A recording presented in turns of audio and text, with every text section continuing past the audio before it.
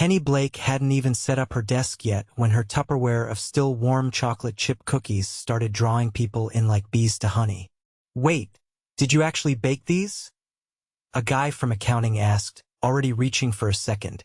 "I did," Penny said, tugging her cardigan tighter around herself. "Just thought it might be a nice first day thing."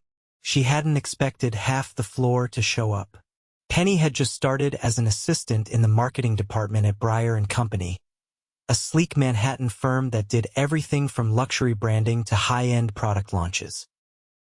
It was all glass walls, polished floors, and espresso machines that looked like they belonged in a spaceship. Definitely not the kind of place where people brought homemade desserts in plastic containers. But baking was Penny's thing.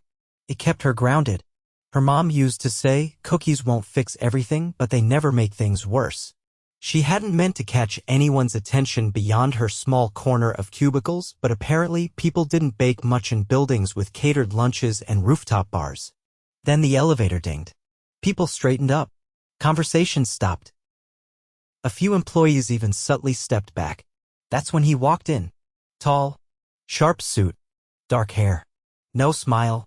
Penny didn't recognize him, but everyone else clearly did. He stopped walking the moment he reached the crowd. "What's going on?" he asked, voice low and direct. The accounting guy cleared his throat. Someone brought cookies." The man's eyes flicked to the table. Then to Penny. She looked up, cookie in hand, and her heart did something weird. A stutter. Like it forgot its job for a second. "Oh," she said, standing a little straighter. "Hi. I'm Penny. Today's my first day." There was a beat too long before he spoke. "You made these?" "Yes." She held out the container automatically. "Would you like one?" He didn't take one. Just looked at her like she'd done something strange and fascinating. "I'm Sterling Briar," he finally said, reaching for a cookie. "Welcome to the company." And then he bit into it. The entire office waited. He chewed once. Twice. No expression. Then he turned and walked away. People exhaled. A few laughed nervously. "That was the CEO," someone whispered in awe. Penny blinked. "The what?" "The CEO. Sterling Briar. That's his name on the building." Well, so much for a quiet first day. She figured that would be the end of it. CEOs of billion-dollar companies didn't usually mingle with assistants. And yet 2 days later he showed up again. This time at the marketing floor's break room. "What's in the container today, Miss Blake?" he asked, startling her at the counter. She nearly dropped the mug she was rinsing. "You remember my name?" Sterling glanced at the cookies on the table. "You made snickerdoodles." "Yes." "You know your cookies. I know what I like." He picked one up, then leaned back against the counter, watching her. "You always bake?" Penny shrugged. "Pretty often. It's kind of my thing." He nodded slowly, as if filing that somewhere important. Then, without another word, he left. It kept happening. Once a week, always unannounced. He'd show up, ask what she'd made, eat one, never two, and leave. She didn't know what to make of it. But she noticed things. How he never smiled with his mouth, just his eyes. How people moved out of his way like the parting of a tide. How he listened when she spoke, really listened. And how, one Friday afternoon, he asked her something that made her pause. "Are you busy tonight?" Penny blinked. No? There's a dinner. Private event. I'd like you to come." She coughed. "You want me to come? With you?" He looked her in the eye. "Yes." She didn't know what stunned her more, the invitation or the fact that he didn't seem to be joking. "I don't have anything fancy to wear," she said before she could stop herself. His jaw ticked slightly. "That's not a problem." 2 hours later, a black car picked her up outside her apartment. Inside was a navy blue dress folded neatly in a garment bag. It fit perfectly. The dinner was on the rooftop of a hotel she'd only seen in magazines. There were chandeliers, violins, and a view of the skyline so beautiful it didn't look real. Sterling stayed close the whole night. "You didn't have to do all this," she whispered as they stood by the terrace. "I wanted to," he said. "I haven't stopped thinking about you since the first cookie." She laughed, caught off guard. "Seriously?" He turned to face her. "You walked in here like you didn't know the rules. Like you didn't care what anyone thought. And you smiled at me like I was just another guy." Penny swallowed, her heart racing. "And is that a good thing?" "It's the best thing," he said. You remind me of life outside all of this. Before the money, before the pressure. You make me feel real again." She didn't know what to say. So she didn't. She just looked at him, and for the first time in years, Sterling Briar looked like a man who wanted something just for himself. "Do you always move this fast?" she asked, trying to keep her voice steady. "No," he said. "Only when it matters." And then he kissed her. Right there, on a rooftop above the city, under glowing lights and gasps from a few shocked onlookers. He kissed her like he'd been waiting a long time. Penny didn't know what this was yet.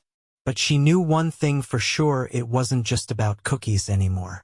Penny sat in the back of the town car, her fingers still tingling from where Sterling had held them as he walked her to the curb. The city rushed past her window, headlights dancing across her face. But her mind was still up there on the rooftop, beneath the gold-lit sky, with his mouth pressed to hers like he'd been carrying that kiss in his chest for years. She barely registered when the driver pulled up in front of her apartment. Only when he opened the door and offered a quiet, "Have a good night, miss," did she remember she had to breathe. Inside, she kicked off her shoes and stood in front of her tiny kitchen, staring at the counter like it might give her answers. She'd kissed the CEO of Briar & Company. She, Penny Blake, who didn't even have a working dishwasher. The next morning, she didn't know what to expect. She arrived earlier than usual, hoping to slip into her desk unnoticed. But the moment she stepped out of the elevator, she felt it the shift. People glanced up, some smiled a little too knowingly, others looked away entirely. Her boss, a woman named Natalia, stopped her before she reached her desk. "Mr. Briar asked you to meet him in his office." She didn't blink. "Now." Penny's pulse thudded. "Did he say what for?" "No," Natalia replied. "But I wouldn't keep him waiting." She didn't take the elevator. She walked the 12 floors, needing the time to think. Each step peeled back another layer of confusion, nerves, and something else that made her chest tight. When she finally reached the top floor, the receptionist barely glanced up before pressing a button. "You can go in." Sterling's office was expansive but not cold. The walls were lined with books, not trophies. A single abstract painting hung above a credenza, and the floor-to-ceiling windows opened onto a skyline so vast it made her feel like a speck. He stood near them, phone in one hand, jacket off, sleeves rolled just past his elbows. "Come in," he said without turning around. She stepped inside cautiously. "You wanted to see me?" He ended the call with a quiet word, then turned. "Yes."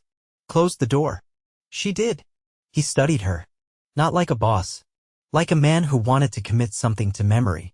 "I didn't sleep much," he said. "Me neither. I kept thinking I might have crossed a line last night." She folded her arms. "You think?" His brow lifted slightly. "I'm not apologizing for kissing you. I am, however, aware it complicates things." Penny leaned against the back of one of the leather chairs. "So what are we doing? Are we pretending it didn't happen? Or are you planning to write me up for violating some company dessert policy?" Something flickered in his expression. Not amusement. Interest. "I'm not pretending anything," he said. "But what happens next is up to you. You want me to decide?" "I've made my decision," he said simply. "I want more than 5-minute conversations in the break room. But if you don't, I'll respect that. I won't make things uncomfortable for you here." She watched him carefully. "And if I say yes, then I want to take you out again. Not to a rooftop gala. Somewhere real." She hesitated. "You know this looks bad, right? The new girl getting invited upstairs by the CEO. I know exactly how it looks. That's why I'm telling you now. If you want this, it happens on your terms. No pressure. No expectations." She stared at him a long moment. "Fine. One dinner. But not somewhere where they charge extra for butter." A smile tugged at his mouth. "Deal." That Friday, he picked her up in a car that looked like it belonged in a Bond film, but instead of 5-star opulence, they drove to a quiet spot in Brooklyn. A dimly lit Italian place that smelled like garlic and wood smoke. The owner greeted Sterling by name and led them to a back booth. No cameras. No press. Just the soft hum of jazz and the clink of forks against ceramic. "You've been here before?" Penny asked as she unfolded her napkin. "My father used to bring me here when I was a kid, before everything got complicated." She tilted her head. "Complicated how?" He hesitated. "He died when I was 23. Left me the company, the boardroom, the pressure. All of it. I wasn't ready. I took the job out of obligation. I was angry for a long time." Penny's voice softened. "And now I've built something I'm proud of. But sometimes I look around and wonder if it's still mine. Or if I just became the man everyone expected me to be." She didn't say anything for a moment. "Then you talk like someone who built a castle and forgot to put furniture inside." His eyes met hers. "That's exactly how it feels." Dinner stretched into dessert. Dessert into coffee. They talked about everything: her love for old movies, his obsession with fixing vintage watches. She made him laugh with a story about her disastrous attempt at French macarons, and he told her about the time he fell asleep in a board meeting and blamed it on low blood sugar. When the waiter brought the check, Sterling barely glanced at it before tossing down a black card. On the ride back, she glanced at him under the glow of the streetlights. "Why me?" she asked quietly. His answer came without hesitation. "Because you're the first person in a long time who doesn't make me feel like a product." She didn't know what to say to that, so she slid her hand into his instead. Neither of them said anything for the rest of the ride. But something between them shifted. Not loud, not dramatic, just real. And for both of them, it was the first time in a long time that had felt enough. The first time Penny saw Sterling truly rattled was 2 weeks later, in the middle of a Monday afternoon. She had just dropped off a stack of revised campaign briefs in his office when he paced past her without a word. No greeting, no glance, just a tight jaw and eyes clouded with something darker than frustration. She hesitated in the hallway, heart thumping. Then she turned and followed. He didn't stop walking until he reached the far end of the floor, into a small glass-walled conference room that looked out over the East River. He closed the door behind them. "Sterling." Her voice was quiet. "What's wrong?" He stood facing the window, both hands pressed flat to the glass like he needed to feel something solid. "I just got off a call with the board," he said, voice low. "Someone's leaking information to one of the competitors. Confidential project timelines, client contacts, even internal strategy notes. We're weeks away from launching the Aston campaign, and now they're circling like vultures." She stepped closer, cautious. "Do they know who it is?" "Not yet," he said. "But I will." She waited for him to turn around. When he did, his expression had shifted, not angry, but steeled, controlled in a way that reminded her just how much pressure came with the empire he carried. "I'm sorry," she said gently. "That's got to feel like a betrayal." "It is a betrayal," he replied. "And it's not the first one." She wanted to ask what he meant, but the way his shoulders squared told her not to push. "Not yet." Instead, she reached out and rested her fingers lightly on his forearm. "You'll figure it out." His gaze dropped to her hand. "You still trust me, Penny?" She didn't flinch. "Yes." "Do you trust me?" "I do," he said slowly. "Which is why I need to tell you something before it finds its way to you another way." Her breath caught. "Okay." He walked around the table and pulled out a chair. "Sit down, please." She did, her pulse quickening. "I didn't tell you everything about the dinner on the rooftop," he said. "It wasn't just a social event. It was a strategic gathering. Investors, future partners, people I needed to impress." She frowned. "You brought me to a business dinner?" "I brought you as my date," he said. "But yes, there was more at stake that night than I let on." She folded her arms. "Why didn't you tell me?" "Because I didn't want you to feel like a pawn. Or worse, like a prop." "Is that what I was?" "No," he said, firm. "But some people assumed you were. That I introduced you to send a message." She stared at him. "What kind of message?" "That I wasn't interested in mergers that came with strings attached. One of the investors brought his daughter." It wasn't subtle. Understanding dawned. and her stomach twisted. So you were expected to charm someone else. I didn't want to, he said. I wanted you there. But I should have been honest about the context. She stood up, not angry, but not entirely calm either. You don't get to protect me by hiding things. That's not how this works. He stepped closer. I know. I'm telling you now because I want this to be real. No games. No omissions. She looked up at him, searching his face. Is there anything else I should know? He hesitated. My mother's coming to town next week. That caught her off guard. Okay. She's difficult, he said. She spent the last decade trying to convince me to find someone appropriate. Penny raised an eyebrow. And I'm not. You're everything she wouldn't expect, he said. Which makes it all the more important that she meets you. She blinked. You want me to meet your mother? He nodded once. I do. Sterling, we've been seeing each other for less than a month. Time doesn't matter, he said.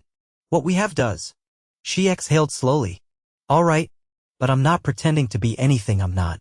I wouldn't want you to. Later that week, she found herself standing in front of the mirrored lobby of the Langford building where Sterling's mother kept a penthouse for her occasional visits to the city. Penny wore a structured navy dress and heels that pinched, her nerves a tight coil beneath her ribs. The door was opened by a man in a dark suit who said nothing, only gestured for her to enter.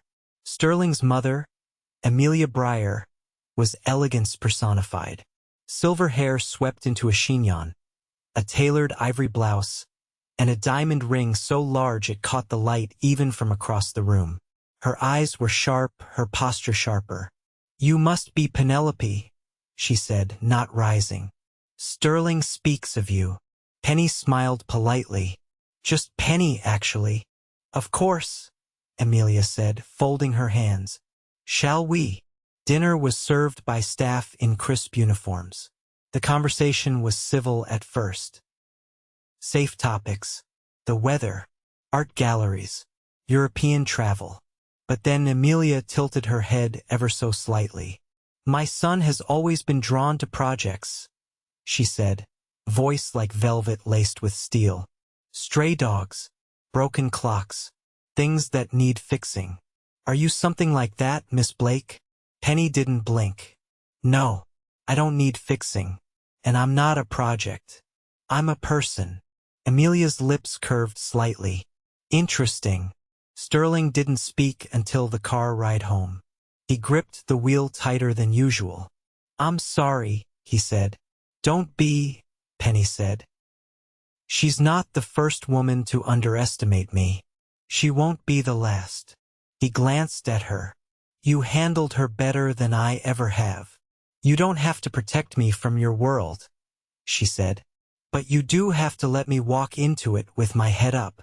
He pulled over in front of her building and turned toward her. I didn't know what I was looking for when I first saw you, he said. Now I do. I was looking for someone who wouldn't flinch when things got hard. And I was looking for someone who wouldn't ask me to shrink. He reached for her hand. Then we found the right people. As she got out of the car, he called her name softly. She turned. I still think about that first day, he said. You had flour on your sleeve. She smiled. You still ate the cookie. Best decision I ever made.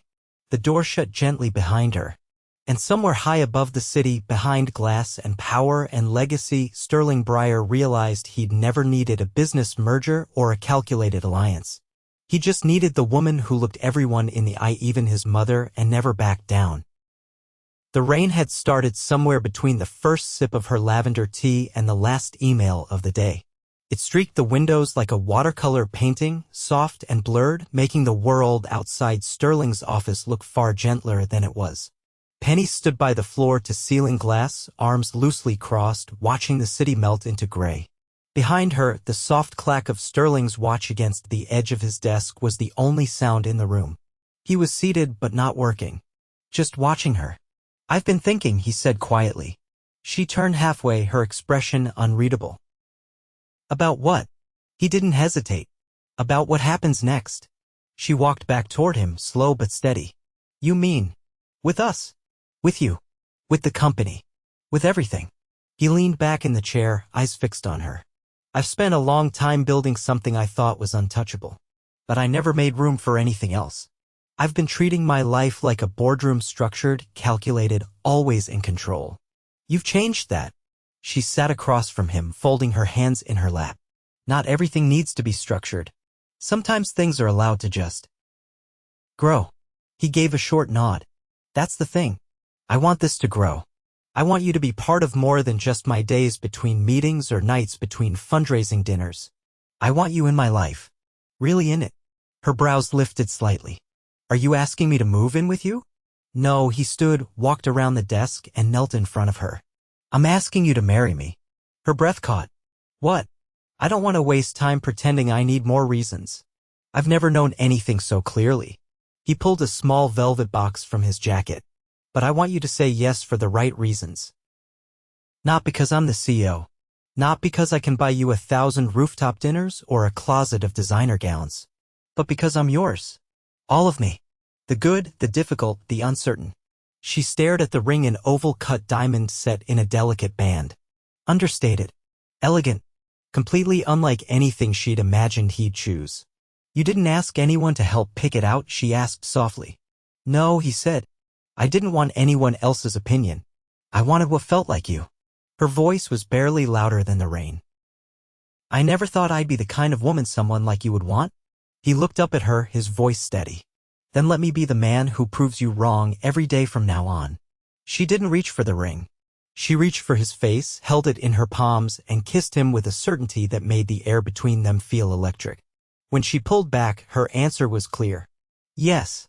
The room fell into silence, no applause, no dramatic music, just the quiet sound of two people realizing they just changed the course of their entire lives. 3 months later, Penny stood barefoot in the kitchen of a townhouse tucked on the Upper East Side, spooning dough onto baking sheets. She wore one of Sterling's crisp white button-downs over a pair of cotton shorts, and her hair was piled on top of her head in a messy knot. She hadn't stopped baking. Sterling had insisted on keeping the old oven, even though the rest of the kitchen had been renovated top to bottom. You sure you want chocolate chunk? She asked without turning around. I want whatever you're making, he said behind her. She turned to find him leaning against the doorway, fresh from the shower, towel around his neck, sleeves rolled to the elbows. But this time there was no space between them, no formality. Just easy intimacy. I should warn you, she said, sliding the tray into the oven. I've been experimenting with sea salt. He stepped forward, arms slipping around her waist. I trust you. She looked up, amused. That's a dangerous level of faith in a cookie. I'm not talking about the cookie. The doorbell rang before she could respond. Sterling pulled back reluctantly. I'll get it. She watched him go, heartwarm. It wasn't the townhouse or the ring or even the fact that her cookies now had an Instagram following thanks to Sterling's not-so-subtle posts. It was the way he looked at her. Like she was the answer to a question he hadn't known he was asking. He returned moments later, holding a carefully wrapped box. It's from your mother, he said. The return address is Vermont. Penny smiled. She's trying to send me her pie recipe again, isn't she? Sterling set the box on the counter and kissed the side of her head. Should we open it before or after the cookies? After, she said. I don't want to cry into the dough if she wrote another letter about the healing power of cinnamon. He laughed, and the sound echoed through the kitchen like music. Penny turned back to the oven. The timer ticked down, and the scent of browned butter and warm sugar filled the air. Sterling moved behind her, arms wrapping once again around her waist, chin resting on her shoulder. I still think about that first day, he murmured. You standing there with a plastic container and a nervous smile. She leaned into him. You looked at me like I just handed you gold. You did, he said. I just didn't know it yet. The timer chimed. Penny pulled the tray from the oven, set it on the counter, and reached for his hand. Come on, she said. Let's eat cookies before they cool down and you start listing calorie counts like a responsible adult. He let her drag him toward the kitchen island, laughing under his breath. And in that moment, with warm cookies between them, rain tapping gently at the windows and the glow of a home built on something real. Penny knew this wasn't a fairy tale. It was better. Because it was hers. The morning sun spilled across the dining room table, catching the edge of a crystal vase filled with fresh peonies. Penny stirred her tea absently, eyes flicking to the envelope Sterling had slid across the polished wood moments ago. The board met again, he said, his voice calm but deliberate. They've identified the leak. She looked up. Who was it? His jaw tightened. Graham Lyle, senior consultant. He's been quietly feeding intel to a rival firm in exchange for a position on their executive team. Penny leaned back in her chair, absorbing the weight of the revelation. You trusted him. For years. He kept his arms folded, gaze steady. But we're moving forward. Security protocols are being overhauled and legal's already on it. She nodded slowly. And the Aston campaign? Safe. We pulled it before anything critical was exposed. He paused. But it made me realize something else. She tilted her head. I've built this company into something massive. Profitable. Respected. But it's vulnerable in all the wrong places.